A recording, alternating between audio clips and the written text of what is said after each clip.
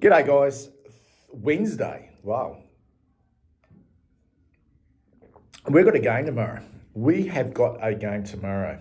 And that came around so quickly. And it feels like so much has happened since last Thursday night. And it's been a wonderful little period for the Carlton PR machine. They've been struck some real gold. And they are desperate, and that's their job. And they are really good at it, to sell hope. And that selling of hope is important because it creates revenue. And unless you can sell hope to the supporters, given how pox this season has been, that membership of 106,000, whatever it is, will take a plummet. But they've had a crack, and they're doing really well, the PR machine. And it might sound like I'm criticising them, but no, I'm not. I'm not criticising them. They've got a job to do. And the realities are this has been a horrible season, and we have not met expectations, nowhere near it. And there is big changes to be made. And we are kind of at a point now with 5 games to go that it's getting to that situation where you're going, let's start to see it. And we've got a game against Hawthorn. It's a dead rubber for us. Season's done. Sure, it's you want to see the younger players coming through. We want to see whether they can back up after a really positive performance last week against an also-ran team in Melbourne. We face a genuine finals contender or premiership contender in 2025 in Hawthorn, who have had our measure of late, including that performance last year, late in the year, where they beat us by 74 points.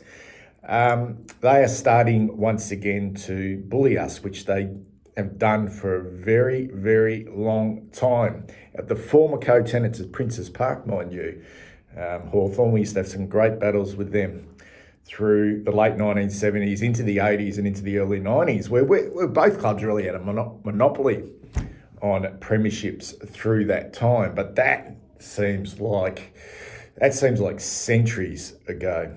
And Hawthorn are a really good club, coached really well, got some genuine excitement in their team. But off the back of the excitement, they play the game in the right manner. They play it with flair, they play it with energy, sometimes some aggression, but they play it with skill, and they're good to watch. They're really good to watch, and I fully expect, even though it is the farewell game to Sam Docherty, I fully expect Doc to be cheered off like he should be, because his story is unbelievable, and so much has been said already. You don't need to hear it from me as well. But he'll be cheered off, but unfortunately he's going to be cheered off to a loss, because Hawthorn aren't dropping this game, regardless of the emotions surrounding Doc. I fully expect us to go out there and give great effort for Doc. And I thought we brought great effort last week against Melbourne. So nothing really changes from that aspect. But Hawthorn will be just far too good. And even if we did have a more of our senior group in, they're a better team than us, better system and better coach,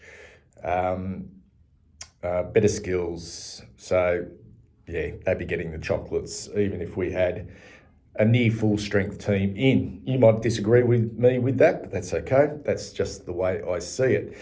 But the selling of hope, and it's been in an incredible 7 days. In fact, I think just given what happened last night at around about 6 o'clock, because I felt like, and this is no disrespect to Doc, because I love him, but felt like the club once again struck some gold from a public relations point of view, with Doc announcing his retirement, and it was just flooded. it was just flooded from supporters and the football community just lauding what a magnificent person, which he is, Sam Doherty, is. And once again, it just sort of shifts away from how bad the season is, like how bad and what a precarious position this football club is in. And I don't know, I wouldn't put it past this club of ours to time this retirement.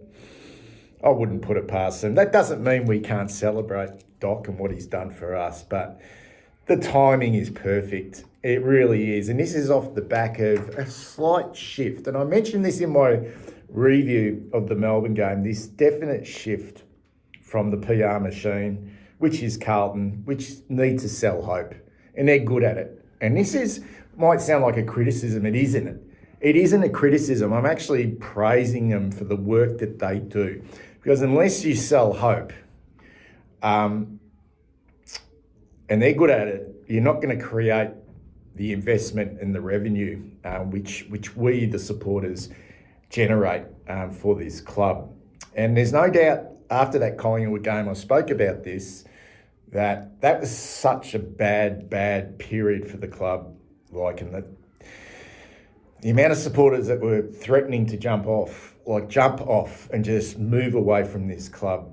They then decided to have that announcement of those 3 boyhood blues, they call it, boyhood blues, and the 3 signings of Lockie Cowan, O'Farrell, and also Matt Carroll, who were all mad Carlton supporters growing up. And they made an announcement that week after the Collingwood game, knowing full well that would be met with more positivity than negativity.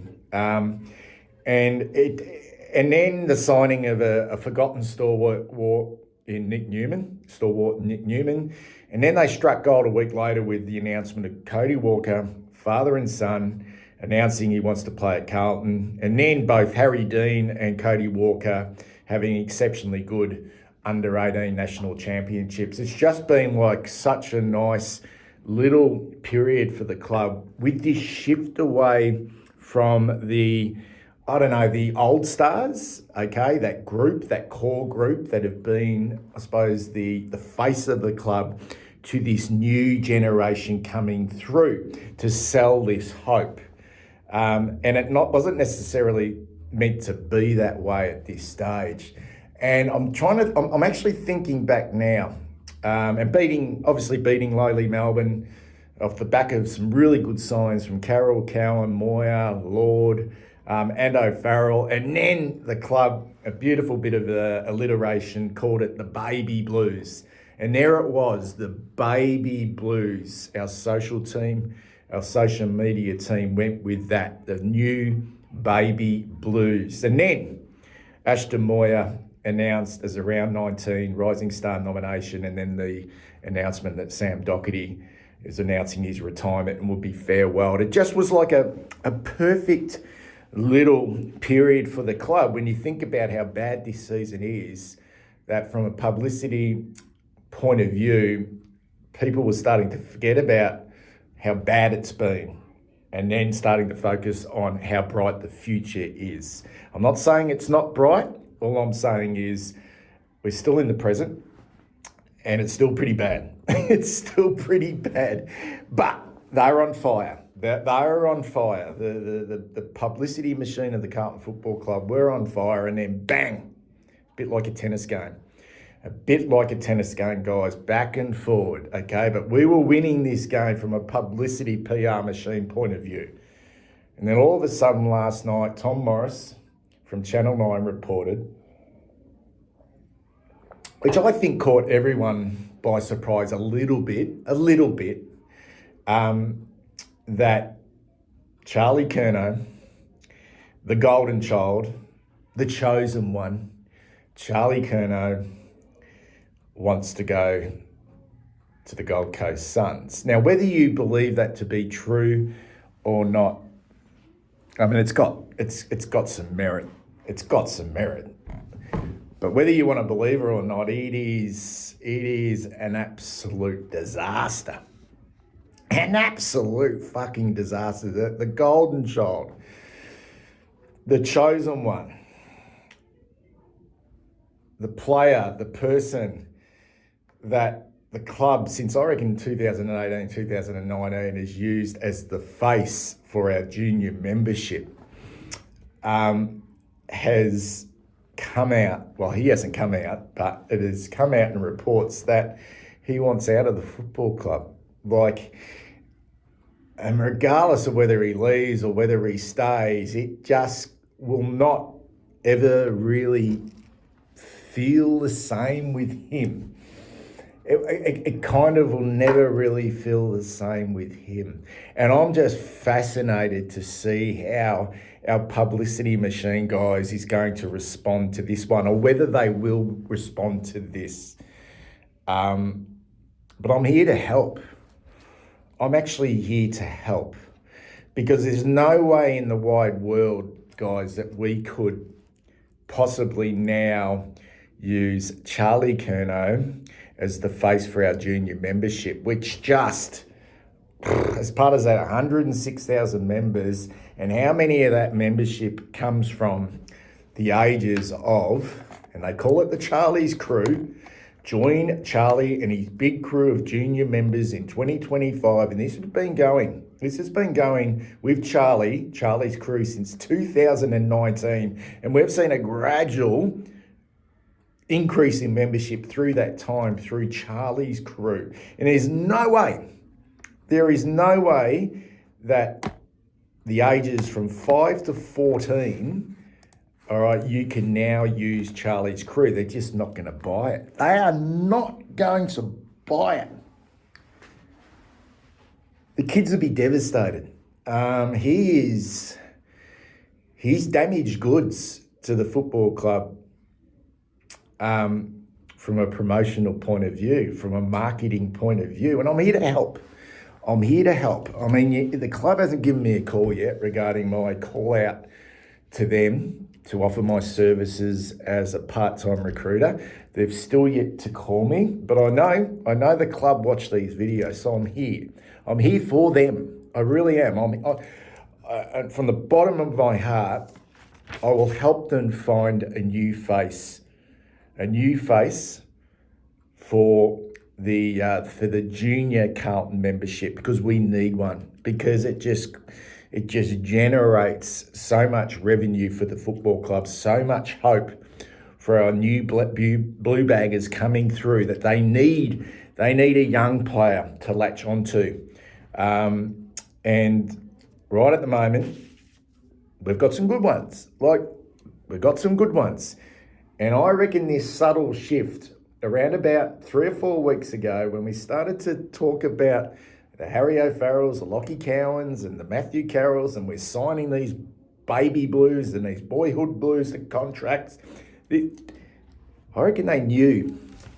Then that Charlie was on the nose and he wanted out, and there was changes taking place. So this is our young list, guys. We've got Ashton Moyer. We've got Lockie Cowan. We've got Harry O'Farrell. We've got Matthew Carroll. We've got Ben Camporelli. We've got Harry Charlson. We've got Lucas Camporelli. We've got Billy Wilson. We've got Jagger Smith. We've got Harry Lemmy. We've got Cooper Lord. We've got a couple of young Irishmen in Matt Duffy and Rob Monaghan. We've got big Hudson O'Keefe. We've got Ollie Hollins. We've got Jackson Binns, Will Whites, Flynn Young. And then, if we even want to think to the future beyond this year, and maybe to this year's draft, we've got Peter Dean's son, Harry Dean, who has been on an absolute fire, and now he's like jumping into top 10 considerations. He'll be at our football club next year. And then the year after, it's Cody Walker. So who's going to be the face of our new membership, given now that Charlie's even if he stays, you cannot have him. You cannot have him as the face of this membership for our junior members. So I've come up I've come up with some new names, guys, okay, for you. At the Carlton Football Club, I've put my marketing hat on. I really have. I wish I still had my long hair so I could pull it back in a ponytail. But here we go. So we'll start with Ashton Moyer. How about we call it Ashton's Army? Sounds okay. I like this one. Lockie Cowan. His nickname is Moo. What about Moo's Mob? We've got Harry O'Farrell. He's known as Hoff. Let's go with Hoff's Huddle. We've got Maddie Carroll. Oh, I love this one. This is like risque. But what about Carroll's Cartel? We've got Benny Camporelli, Benny's Bunch. Harry Charlson, Charlson's Clique. We've got Lucas Camporelli, Lucas's League. Billy Wilson, Billy's Band. Jagger Smith. This was a difficult one because I think he could nearly be the face of our new membership, Jagger Smith. Jagger's Joint has got a really nice ring to it. Okay, we're going the alliteration here, guys, okay? Harry Lemmy, Lemmy's Legion. Cooper Lord, nickname is Scoops. We've got Scoops Squad. You got to go. These superstars from Ireland, aren't they just showing so much in their development? We'll go with Matt Duffy first. We've got Duffy's Devotees, Monaghan's Movement. We've got Big Hudson O'Keefe, whose nickname is Hock. We've got Hock's Herd. We've got Ollie Hollins, Ollie's Outfit. Jackson Binns, Binsy's Breed. We've got Will White, Will's World. We've got Flynn Young. We're going to go with Flynn's Faction. Really like the sound of that. And then the new guys. If we want to wait just a little bit younger, we've got Dean Harry, the son of the great Peter Dean, is the father of a son. Dean's Disciples. And the final one there is Cody Walker, who just looks a dreamboat in regards to using him as a face for our junior members. It's got to be Cody Walker. It's got to be Cody's comrades. Anyway, these are my 2 bobs worth for our Carlton marketing team because, unfortunately, Charlie's no longer. He's gone. He's not necessarily gone from the football club, but given this news and given it's real, like it is real, he wants out. Like he kind of wants out. You can't have him anymore. You cannot be joining this Charlie's crew anymore. You cannot join Charlie and his big crew of junior members. No.